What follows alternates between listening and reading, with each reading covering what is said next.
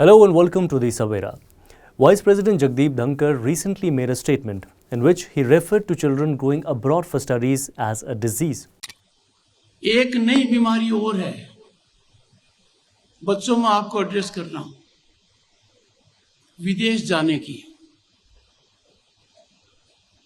विदेश पढ़ाई करने की। काउंसलिंग पेरेंट्स को होती नहीं है। बच्चा लालायित होकर जाना चाहता है, उसको नया सपना दिखता है, उसको लग रहा है कि वहां जाते ही तो स्वर्ग मिल जाएगा।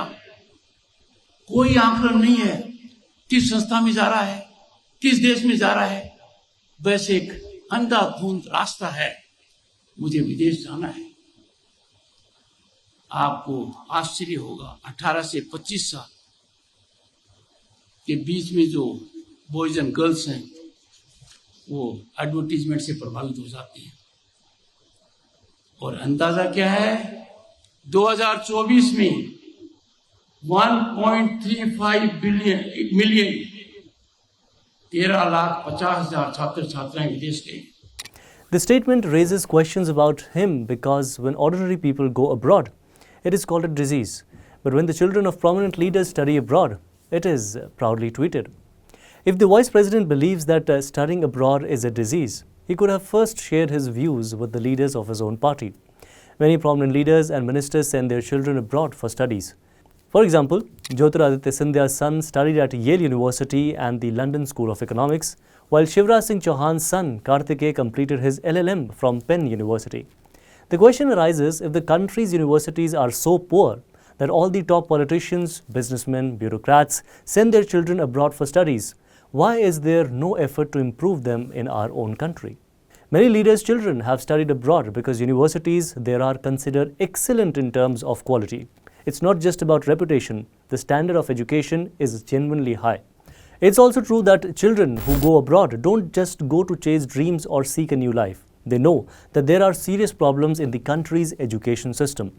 Moreover, by 2024, approximately 1.35 million Indian students are studying in abroad. This number is increasing every year, which indicates that there is a pressing need to reform universities in our own country. We can raise the question in this context: what universities have the government built or improved in the last 10 years that can compete globally? Looking at the global rankings of the country's top universities, IIT Bombay ranks 149th and IIT Delhi ranks 197th, when no Indian university is in the top 100 in the world. It's clear how serious the situation is. Meanwhile, 14 Chinese universities are in the top 300 compared to only 4 from India. Today, when we talk about universities like MIT and Oxford, it is essential to understand that students from all over the world come to study at these institutions. At MIT, 33% of the students are foreign, while the number of foreign students at India's top universities like Indian Institute of Sciences is just 1%. The government launched the Institute of Eminence scheme in 2017, aiming to make 10 government and private institutions world-class. But no one knows what happened to this plan. Many prominent institutions are still waiting to benefit from this tag. A report was found which reveals the truth of the scheme. The tenure of the Empowered Expert Committee looking after the Institute of Eminent or Excellence scheme ended in February 2021 itself. The new panel was not formed till November 2023, which is affecting these schemes. We did not find any report published in the media related to what happened next, but it is known that if the committee could not be formed from 2021 to 2023, then with what priority is this work going on? In April this year, the report of Indian Express is telling that Geo Institute's provost Dr. G. Ravichandran resigned even before the completion of his tenure because his institute has been waiting for the grant since 2018.